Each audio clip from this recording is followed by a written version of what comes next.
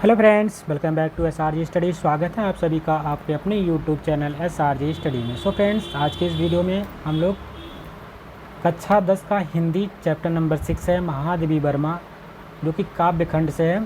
संध्या गीत से लिया गया है हिमालय चैप्टर का हम लोग संदर्भ सहित व्याख्या देखेंगे। ये वीडियो आपके 3 पार्ट में आने वाली है। संदर्भ सहित व्याख्या प्लस से बहुविकल्पी और अतिलघु उत्तरीय प्रश्न और आपका जीवन परिचय। पहले पार्ट में हम लोग महादेवी वर्मा जी के जीवन परिचय के बारे में जानेंगे, किस प्रकार से आप एग्ज़ाम में इनके जीवन परिचय को लिखेंगे, जो कि आपको अधिक से अधिक मार्क्स दिलाएंगे। आपको इसी वीडियो में बने रहना है और अंत तक वीडियो को देखना है। तो आइए वीडियो की शुरुआत करते हैं। उससे पहले यदि आप चैनल पर नए हैं तो चैनल को सब्सक्राइब कर लीजिएगा। वीडियो पसंद आएगी तो उसको लाइक करिएगा और ज़्यादा से ज़्यादा शेयर करिएगा। So let's start this video. So कवित्री जी का यहाँ पे जीवन परिचय है। कुछ प्रश्न इस प्रकार से आपके एग्जाम में बोर्ड में पूछे जाते हैं। जैसे कि प्रश्न दे रखा है, महादेवी वर्मा जी की जीवनी पर प्रकाश डालते हुए उनकी रचना का उल्लेख कीजिए। या तो आपसे यह प्रश्न पूछा जाएगा, कवयित्री महादेवी वर्मा का जीवन परिचय दीजिए एवं उनकी एक रचना का नाम लिखिए। तो आपको उत्तर में लिखना होगा श्रीमती महादेवी वर्मा का नाम लेते ही भारतीय नारी की शालीनता, गंभीरता, आस्था, साधना और कलाप्रियता साकार होती है। महादेवी जी का मुख्य श्रेय क्षेत्र काव्य है। छायावादी कवियों जिसमें से पंत, निराला, प्रसाद और महादेवी की बृहत कवि चतुष्टयी में इनकी गणना होती है।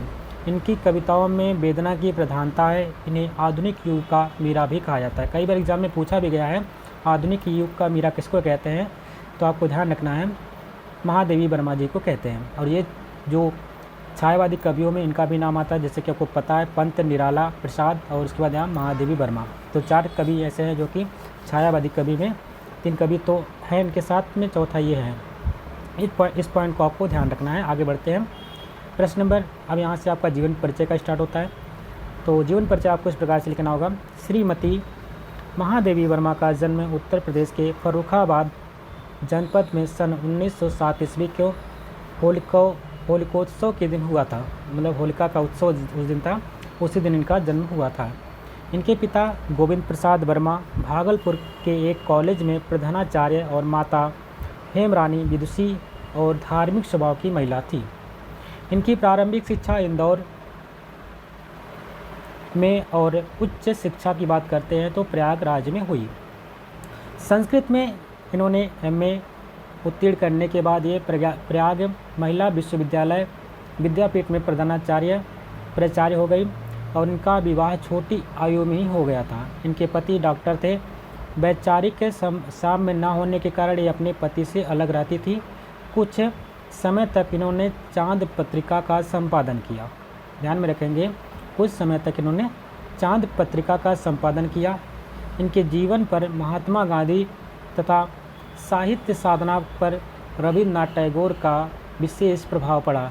इन्होंने नारी स्वतंत्रता के लिए सदैव संघर्ष किया और अधिकारों की रक्षा के लिए नारी का शिक्षित होना आवश्यक बताया। कुछ वर्षों तक ये उत्तर प्रदेश विधान परिषद की मनोनीत सदस्य भी रहीं।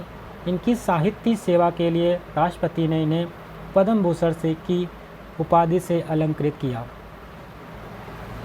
से केसरिया एवं मंगला प्रसाद पारितोषिक से भी इन्हें सम्मानित किया गया। उत्तर प्रदेश हिंदी संस्थान द्वारा 18 मई 1983 ईस्वी को इन्हें हिंदी की सर्वश्रेष्ठ कवित्री के रूप में भारतीय पुरस्कार प्रदान करके सम्मानित किया। ध्यान में रखेंगे, हिंदी की सर्वश्रेष्ठ कवित्री के रूप में इन्हें भारतीय पुरस्कार प्रदान करके सम्मानित भी किया गया था। 28 नवंबर 1983 ईस्वी को इन्हें इनकी अप्रतिम गीतात्मक काव्य कृति यामा का ज्ञानपीठ पुरस्कार प्रदान कर सम्मानित किया गया। ये प्रयाग में ही रहकर के जीवन पर्यंत साहित्य साधना करती रहीं और 11 सितंबर सन 1987 ईस्वी को ये इस आसार संसार से विदा हो गई।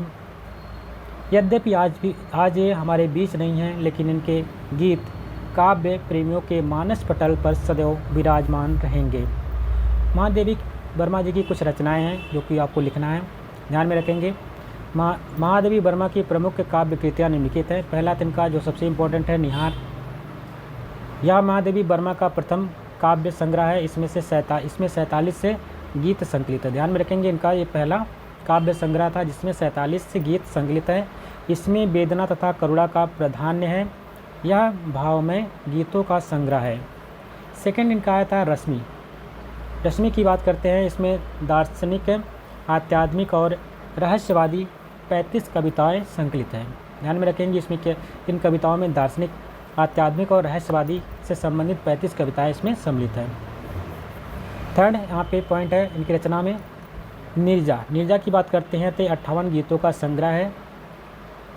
इनमें संग्रहित अधिकांश गीतों में विरह से उत्पन्न प्रेम का सुंदर चित्रण हुआ है। कुछ गीतों में प्रकृति के मनोरम चित्र की अंकन भी है।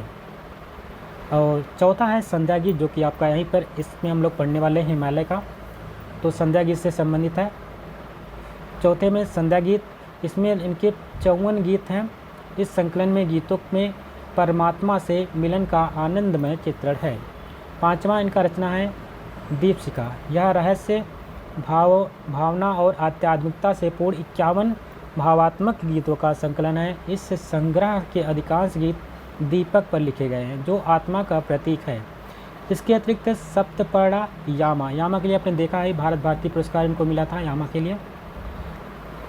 संधिनी एवं आधुनिक कवि नामक इनके गीतों के संग्रह प्रकाशित हो चुके हैं। प्रथम आयाम, अग्निरेखा, परिक्रमा आदि इनकी प्रमुख काव्य रचनाएं हैं।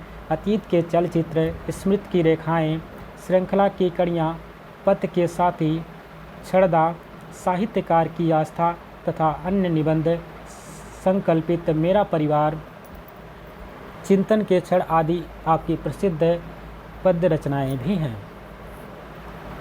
साहित्य में स्थान की बात करते हैं तो हिंदी साहित्य में महादेवी वर्मा जी का एक विशिष्ट स्थान है। इन्होंने गद्य और पद्य दोनों में सृजन कर हिंदी को अपूर्व सेवा की है।